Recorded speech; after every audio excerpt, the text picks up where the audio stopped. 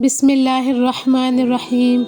احوال برزخ مومن کا رتبہ، موت کے وقت اور موت کے بعد۔ حضرت برا بن عازب رضی اللہ تعالیٰ عنہ روایت فرماتے ہیں کہ ایک دن ہم اللہ کے رسول صلی اللہ علیہ وسلم کے ساتھ ایک انصاری کے جنازے میں قبرستان گئے۔ جب قبر تک پہنچے تو دیکھا کہ ابھی قبر نہیں بنائی جا سکی، اس وجہ سے نبی کریم صلی اللہ علیہ وسلم بیٹھ گئے اور ہم بھی آپ کے پاس ادب کے ساتھ اس طرح بیٹھ گئے کہ جیسے ہمارے سروں پر پرندے بیٹھے ہیں،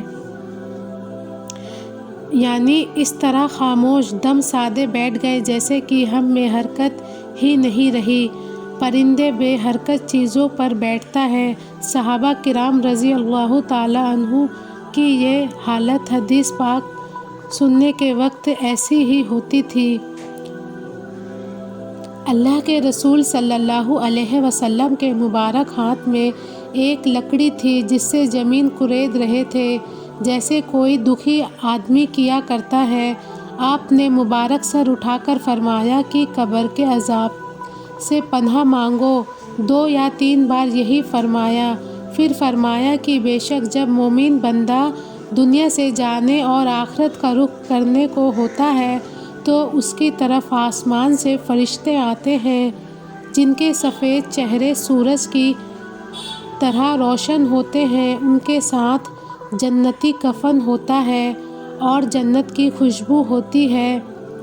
یہ فرشتے اتنے ہوتے ہیں جہاں تک اس کی نظر پہنچے وہاں تک بیٹھ جاتے ہیں، پھر حضرت ملک الموت کا فرشتہ علیہ السلام تشریف لاتے ہیں، یہاں تک کہ اس کے پاس بیٹھ جاتے ہیں اور فرماتے ہیں کہ اے پاک روح، اللہ کی مغفرت اور اس کی رضامندی کی طرف نکل کر چل۔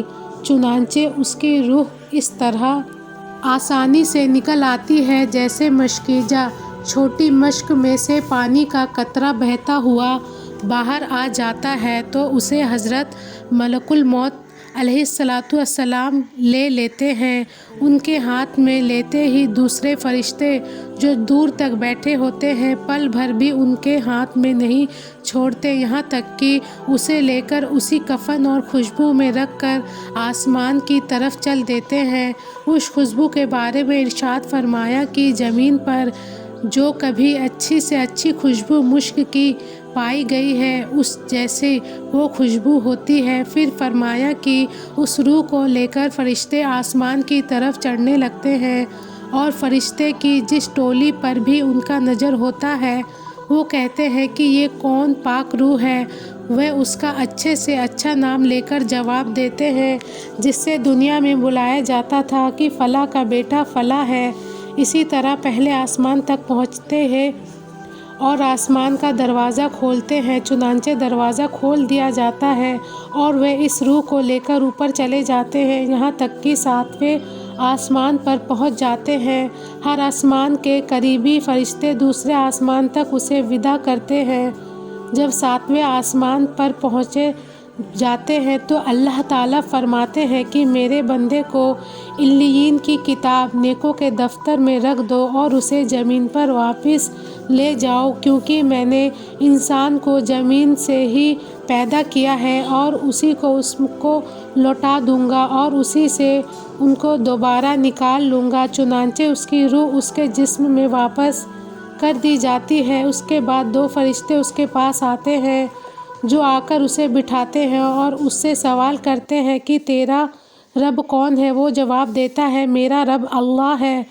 پھر اس سے پوچھتے ہیں کہ تیرا دین کیا ہے؟ وہ جواب دیتا ہے میرا دین اسلام ہے۔ پھر اس سے پوچھتے ہیں یہ کون صاحب ہیں جو تمہارے اندر بھیجے گئے؟ وہ کہتا ہے کہ وہ اللہ کے رسول صلی اللہ علیہ وسلم۔ پھر اس سے دریافت کرتے ہیں کہ تیرا عمل کیا ہے؟ وہ کہتا ہے کہ میں نے اللہ کی کتاب پڑھی سو اس پر ایمان لایا اور اس کی تصدیق کی۔ اس کے بعد ایک منادی آسمان سے آواز دیتا ہے جو اللہ کا منادی ہوتا ہے کہ میرے بندے نے سچ کہا، سو اس کے لیے جنت کے بچھونے بچھا دو اور اس کو جنت کے کپڑے پہنا دو اور اس کے لیے جنت کی طرف دروازہ کھول دو، چنانچہ جنت کا دروازہ کھول دیا جاتا ہے، جس کے ذریعے جنت کا آرام اور خوشبو بھیتر آتی رہتی ہے اور اس کی قبر اتنی پھیلا دی جاتی ہے کہ جہاں تک اس کی نظر پہنچے۔ اس کے بعد بہت ہی خوبصورت چہرے والا، بہترین کپڑوں والا اور پاک خوشبو والا ایک آدمی اس کے پاس آ کر کہتا ہے کہ خوشی کی چیزوں کی خوشخبری سن لے، یہ تیرا وہ دن ہے جس کا تم سے وعدہ کیا جاتا تھا۔ وہ کہتا ہے کہ تم کون ہو؟ تمہارا چہرہ سچ میں چہرہ کہنے کے قابل ہے اور اس قابل ہے کہ اچھی خبر لائے۔ وہ کہتا ہے کہ میں تیرا بھلا عمل ہوں جو تو دنیا میں اچھے کام کیا کرتا تھا۔ اس کے بعد وہ خوشی میں کہتا ہے کہ اے رب قیامت قائم فرما، اے رب قیامت فرما تاکہ میں اپنے بال بچوں اور مال میں پہنچ جاؤں۔ تو ناظرین، یہ تھا مرنے کے بعد اللہ کے نیک بندوں کے ساتھ بہترین سے بہترین حسن و سلوک۔ اللہ تعالیٰ سے دعا ہے اللہ ہم لوگوں کو بھی انہی نیک لوگوں میں شامل فرمائے اور جہنم کے عذاب سے پناہ عطا فرمائے۔ آمین یا رب العالمین۔ دعاؤں میں یاد رکھیں۔ اللہ حافظ۔